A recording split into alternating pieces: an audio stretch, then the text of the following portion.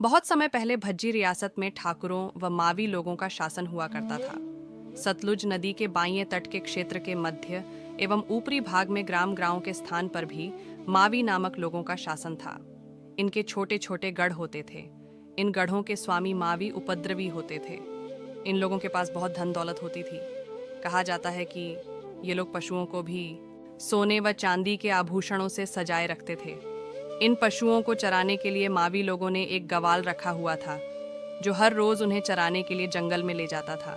नाले के समीप इस स्थान पर वह वृक्ष विद्यमान थे, साथ ही पानी बहता रहता था। यहाँ सभी पशु पानी पीने के बाद थोड़ा विश्राम किया करते थे। झाड़ियों के बीच गायें गोबर आदि किया करती थीं। इसी दौरान एक पंचमुखी नाग प्रकट होता और गायों के थनों से सारा दूध पी लिया करता था। जब गवाला गऊओं को लेकर घर पहुंचता तो उसे गऊओं से दूध दूहने को कहा जाता था। जब गवाला दूध निकालने लगता तो सारी गऊएं चुपचाप खड़ी हो जाती, परंतु दूध की एक भी बूंद नहीं निकलती थी। तत्पश्चात मावी स्वयं दूध निकालने जाते तो गऊएं उनको लात मारकर भगा देती थीं। सभी इस तरह दूध से वंचित रहने लगे थे। मावी लोगों को शक हो गया कि कहीं यह गवाला ही गऊओं से दूध निकालकर चोरी तो नहीं करता है। शक के आधार पर मावियों ने उस गवाले को तरह तरह की यातनाएं देनी प्रारंभ कर दी और उसे धमकाना, डराना और पीटना शुरू कर दिया। गवाला बेचारा बहुत परेशान हो गया था। एक दिन उसने बहुत दुखी होकर मावियों से कह दिया कि वह गऊओं का दूध नहीं चुराता है, वह बिल्कुल बेकसूर है तथा उसे बेकार में ही यातनाएं दी जा रही हैं। अंततः गवाले ने मावी लोगों को सारा वृतांत सुनाया। उसने यह भी कहा कि यदि उन्हें उसके ऊपर विश्वास नहीं है तो वे कल स्वयं वहां जाकर देख सकते हैं। गवाले की बात सुनकर मावी लोग अगले दिन स्वयं उन झाड़ियों के पास चले गए। दिन को जब गवाले ने पशुओं को घर लाया तो सारी गऊएं पानी पीने के पश्चात बारी बारी झाड़ी के बीच जाकर गोबर मूत्र करने लगी तथा उसके बाद उनके थनों में से स्वतः ही दूध निकलने लगा। तब जाकर गवाले की सच्चाई का पता चला। इस विचित्र घटना को देखकर मावी लोग हैरान रह गए। विचार विमर्श करने के उपरांत मावियों ने यही सोचा कि यहाँ अवश्य ही कोई भूत हो सकता है। इसीलिए उन्होंने झाड़ियों को काटकर तथा खुदाई करके इस भूत को वहां से भगाने का फैसला कर लिया। मावियों ने गुस्से में आकर दर्राट तथा कुदालियां इत्यादि से उन झाड़ियों को काटना प्रारंभ कर दिया। पहले सारी झाड़ियां काटी गई। झाड़ियां पुनः न उग जाए, इसीलिए इन झाड़ियों की जड़ों को भी खोदना शुरू कर दिया। खुदाई करते करते उस स्थान पर एक शिवलिंग पिंडी निकल गई, जिसमें पंचमुखी नाग लिपटा हुआ था। खुदाई करते समय कुदाली की चोट इस शिवलिंग पिंडी पर लग गई और इससे एक छोटा सा टुकड़ा अलग हो गया, जो कि आज भी देखा जा सकता है। टुकड़े के अलग होते ही शिवलिंग, पिंडी तथा पंचनागेश्वर के मुंह से भारी मात्रा में विषैली मक्खियां निकलनी शुरू हो गईं और उन मावियों पर झपट पड़ी। इन विषैली मक्खियों ने सभी मावियों को बुरी तरह काट डाला, जिस कारण कुछ मावी वहीं पर मरकर ढेर हो गए और कुछ अपना सामान तथा धन दौलत लेकर जैशी नामक स्थान की ओर भागने शुरू हो गए। परंतु विषैली मक्खियों ने उनका पीछा नहीं छोड़ा और भागते भागते ये मावी जैशी नामक स्थान पर अपने धन दौलत समेत एक गुफा के अंदर छिप गए और बाहर से पत्थर की दीवार लगानी शुरू कर दी। दीवार लगने तक बहुत सारी मक्खियों भी इसके अंदर ही चली गई और अंदर सभी मावियों को मार डाला। इस गुफा के ऊपर सुनु देवता का चबूतरा बना हुआ है, जो आज भी विद्यमान है। इस तरह सुनु देवता महाराज की उत्पत्ति हो गई तथा मावियों का सर्वनाश हो गया। सुनु देवता महाराज का मंदिर तहसील सुन्नी के गराव नामक स्थान पर स्थित है। देवता महाराज के साथ साक्षात माँ भीमा काली उनके सकपाल में विराजमान होती है। वह इनके साथ कई अन्य सहायक शक्तियां भी रहती हैं, जैसे डूम देवता, भैरव, काली, भोड़, वीर आदि। श्री सुनु देवता महाराज हर प्रकार की मनोकामनाएं पूरी करते हैं। इन्हें व्याधियों को दूर करने वाले शक्तिशाली देव माना जाता है। सुनु देवता हर प्रकार के रोगों का विनाश करते हैं। वह भक्तों की रक्षा व मनोकामनाएं पूरी करते हैं। श्री सुनु देवता महाराज का मंत्रिमंडल। श्री नाग देवता महाराज नावी, यह सुनु देवता महाराज के बड़े भाई माने जाते हैं। वह समस्त 12-20 के अधिष्ठाता देव है। मां भीमा काली करयाली, यह शत्रुओं का विनाश व भूत प्रेत पिशाच आदि का विनाश करने के लिए देवता महाराज के साथ रहती है। श्री डोम देवता ड्रोल, यह देवता महाराज के वित्त मंत्री है। इनके पास रुपया पैसा सोना चांदी का भंडार रहता है। श्री डोम देवता ग्राव, यह देवता महाराज के खाद्य मंत्री है। इनके पास अनाज घी आदि का भंडार रहता है। भैरव देवता, यह देवता महाराज के द्वारपाल है। भूत पिशाच का सफाया करते हैं और ढोल नगाड़े संपत्ति वारदाना का भंडार रखता है। भोड़ देवता ग्राव, यह देवता महाराज के द्वारपाल है।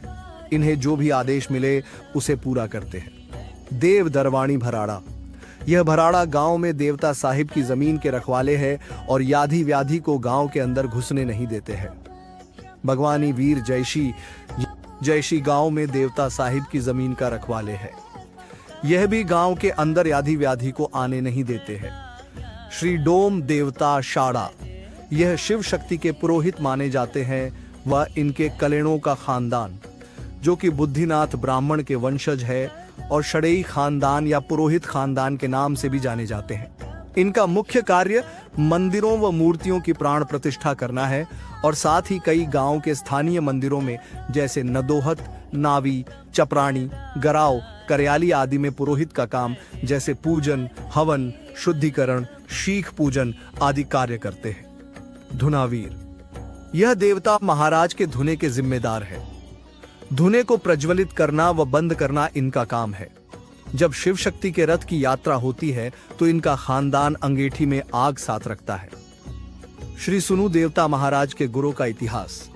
प्रत्येक देवी देवता के अपने अपने गूर होते हैं। गूर का स्थान सबसे ऊपर होता है। जब भी देवता से कोई बात करना चाहता है तो वह गूर के माध्यम से उसे खेल द्वारा अचेतन कर बोलता है। खेल के मध्य गूर द्वारा कही गई बात दैवी शक्ति का महत्व रखती है और उस पर अनुसरण किया जाता है। देवी देवता भी मनुष्य की भांति आचरण करते हैं और संतोष व असंतोष प्रकट करते हैं। खेल का शरीर में संचार किसी देवी देवता या भूत प्रेत की प्रेरणा से हुआ करता है। खेल में जब मनुष्य बोलता है तो देवी देवता या भूत प्रेत ही उसकी वाणी को बोलते और समझ सकते हैं। इस अवस्था में उनकी तुष्टि के लिए नारियल, गरी गोला, हलवा एवं अन्न आदि की भेंट की जाती है। यह हमारी कुल प्रथा मर्यादा को दर्शाता है। श्री सुनु देवता महाराज के गुरुओं के नाम और अवधि कुछ इस प्रकार है। स्वर्गीय श्री निर्मा जी ग्राम गराव से और अवधि 1750 से 1800 ईस्वी तक लगभग। इसके पश्चात स्वर्गीय श्री अकलू जी ग्राम गराव से और इनकी अवधि 1800 से 1850 ईस्वी तक लगभग। इसके पश्चात स्वर्गीय श्री धनी राम जी ग्राम गराव से और इनकी अवधि 1850 से 1900 ईस्वी तक लगभग। इसके पश्चात स्वर्गीय श्री खीवन राम जी ग्राम ड्रोल से और इनकी अवधि 1900 से 1950 ईस्वी के लगभग रही। इसके पश्चात स्वर्गीय श्री बलिराम जी ग्राम गराव से और इनकी अवधि 1950 से 1917 तक लगभग। इसके पश्चात श्री उमा दत्त जी ग्राम गराव से और इनकी अवधि 1917 से 1997 तक रही। और इसके पश्चात श्री लक्ष्मीदास कौंडिन्या जी 9 जुलाई 1997 से अब तक श्री सुनु देवता महाराज के गुर हैं और निस्वार्थ भाव से देवता महाराज की सेवा में लगे हैं। श्री सुनु देवता महाराज की इस गद्दी के प्रति गुर श्री लक्ष्मीदास जी के बोल कुछ इस प्रकार है। मैंने कभी सोचा ही नहीं था कि महाकालेश्वर महादेव सुनु महाराज मुझे इस गद्दी पर विराजित होने का मौका देंगे। उन्होंने अपनी माया रचकर मुझे यह अवसर प्रदान किया है और मैंने भी अपने उत्तरदायित्व को समझते हुए यह प्रतिज्ञा ली है कि मैं इस जिम्मेदारी को सच्ची भावना और ईमानदारी के साथ बिना किसी भेदभाव के सबको एक समान रूप में देखकर अपने कर्तव्यों का पालन करते हुए जन कल्याण हेतु निष्ठापूर्वक कार्य करता रहूंगा। श्री सुनु देवता महाराज से जुड़े कुछ रोचक तथ्यों और देवता महाराज के साथ जुड़े खानदानों के विषय कुछ जानकारी साझा करेंगे। श्री सुनु देवता महाराज 12-20 के अधिष्ठाता देव श्री नागेश्वर महादेव जी के छोटे भाई माने जाते हैं। श्री नागेश्वर महादेव व श्री सुनु महाराज को दो काया एक माया भी कहा जा सकता है। माना जाता है कि पहले पूरे 12-20 में कहीं पर भी श्री महाकालेश्वर सुनु महादेव जी की जातर होती थी तो उसमें सबसे पहली पांची उनके बड़े भाई श्री नागेश्वर महादेव की हुआ करती थी। श्री सुनु देवता महाराज के साथ साक्षात मां भीमा काली उनके सकपाल में विराजमान होती है और इसके साथ देवता महाराज के साथ कई अन्य खानदान भी जुड़े हैं, जिसमें कुछ खानदानों का काम आज भी विधिवत जारी है। सर्वप्रथम हम बात करेंगे पुरोहित खानदान की, जो शिव शक्ति के पुरोहित माने जाते हैं, जो कि शाड़ा गांव के निवासी है और शड़ेई खानदान के नाम से पूरे 12-20 में विख्यात है। इनका मुख्य कार्य मंदिर व मूर्तियों की प्राण प्रतिष्ठा आदि करना है, जो कि आज भी विधिवत जारी है। इसके उपरांत मोता खानदान। प्रचलित कथानुसार यह खानदान मटेवक गांव से और देवता पंदोई की दशोटी से लिया गया था, जिसके बदले सुनु देवता ने देवता पंदोई को अपने खजाने से एक सोने की बजवरी अंडा रूप में दी गई बताई जाती है। इस खानदान का काम 5 पंचों खानदानों के कामकाज की समीक्षा करनी थी, लेकिन आज के परिदृश्य में कोई भी व्यक्ति इस कार्य को नहीं कर रहा है। इसके पश्चात कोई खानदान भराड़ा और जयशी। सतलुज नदी के ऊपर सुन्नी लुहरी सड़क के साथ लगता जयशी भराड़ा गांव है। इन दोनों गांव के लिए पानी नहीं था। तब भराड़ा और जयशी के पूर्वज सुनु देवता महाराज की शरण में आए और पुकार करने लगे कि हे प्रभु, हम आपको दोनों गांव से भोग के लिए अटका साहसन जमीन छोड़ेंगे और इस अटके में स्वयं हल चलाकर धान तथा अन्य अनाज की फसलें तैयार करेंगे और इस अटके साहसन जमीन की सारी फसल इकट्ठी करके आपके भंडार में जमा किया करेंगे। साथ उन्होंने यह भी प्रतिज्ञा की कि यदि देवता महाराज जी हमारी पानी की मांग पूरी कर देते हैं तो हम भी हर तीसरी साल में याधि व्याधि की रोकथाम, सूखा व बाढ़ के प्रकोप से बचने के लिए आप शिव शक्ति को अपने अपने गांव में बतौर मेहमान ले जाया करेंगे। ऐसा हमारा संकल्प है। श्री महाकालेश्वर महादेव सुनु महाराज ने इन्हें तथास्तु कहकर विदा किया और कहा कि ऐसा ही हो जाएगा। सुबह जब देखा तो जोहड़ू नाला में पानी का स्रोत निकल गया था, जिसे दोनों गांव को बांटा गया। इस पानी से सारे क्यार के खेत में पानी लगता है। लोग देव संस्कृति को छोड़कर आज बहुत आगे निकल चुके हैं। गांव भराड़ा में जो देवता साहिब को जमीन अटका साहसन छोड़ी गई थी, वह राजों के राज में मलावनी खानदान ने अपने नाम करवा दी। मलावनी खानदान का विवरण आगे आएगा, परंतु जयशी गांव का अटका जमीन आज भी देवता साहिब के नाम है, परंतु यह जमीन बंजर है। इस समय जयशी के लोगों की जमीन पानी के सूख जाने के कारण बंजर होती जा रही है, क्योंकि उक्त स्रोत को सरकार द्वारा पक्का किया जा रहा है और पानी की निकासी खत्म होने जा रही है। ऐसे स्रोतों को पक्का करना देवता के लिए अछूत माना जाता है, जिस कारण यह पानी सूखने समाप्त होने जा रहा है। मलावनी खानदान। यह खानदान नलाह गांव से लिया गया था। इस खानदान का भी कोई पूर्वज एक नाले में रहता था, लेकिन पानी की समस्या थी, इसलिए वह भी देवता महाराज की शरण में आया और विनती करने लगा, हे प्रभु, मेरे पास एक बाग नाम जगह है, वह मैं आपको छोड़ दूंगा और हर सकराती में गढ़ौलू मटका में पानी भरकर आपके मंदिर में पूजा अर्चना के लिए लाया करूंगा। मंदिर के पौल का दरवाजा भी मैं ही खोला करूंगा। उसकी प्रार्थना सुनकर देवता महाराज ने तथास्तु कह दिया और कहा, ऐसा ही हो जाएगा। यह स्रोत अब भी मौजूद है, लेकिन आज के समय में इस पूर्वज के वंशज का कोई भी आदमी इस प्रथा को नहीं चला रहा है। हम बात करेंगे कि श्री महाकालेश्वर महादेव सुनु महाराज का नाम सुनु देवता कैसे पड़ा।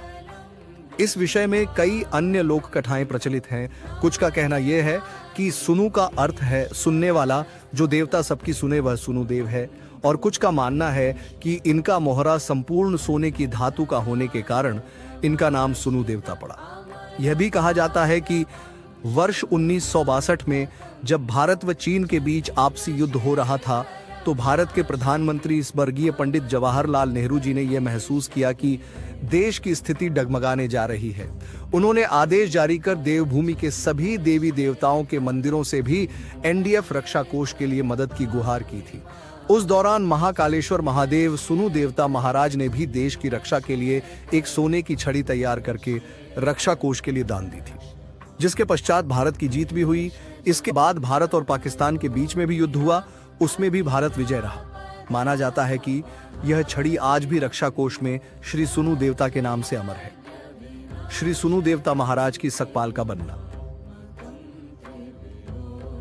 आज से लगभग 100 वर्ष पूर्व देवता साहब की मूर्तियों को गोदी में ही उठाए जाने की प्रथा थी, लेकिन बाद में सकपाल रथ का निर्माण किया गया, जिसमें सुनु देवता और काली माता की मूर्तियां इकट्ठी बैठती हैं। श्रद्धालुओं द्वारा अपनी मन्नतें पूरी होने पर नजदीक के लोग रथ को उठाकर भी ले जाते हैं, लेकिन दूर के लोगों को गाड़ी में भी देवता जी के रथ को ले जाने की अनुमति मिल जाती है। प्रभु महाराज हर रजा व प्रजा की मनोकामनाएं, जादू टोना, कुष्ठ रोग जैसे सभी रोगों का अपने चावल, सतांजे और भस्म विभूति देकर सारे कष्टों का निवारण करते हैं। हिमाचल प्रदेश के हर जिले के भगत श्रद्धालुओं का आज भी यहाँ भारी संख्या में आना जाना लगा रहता है।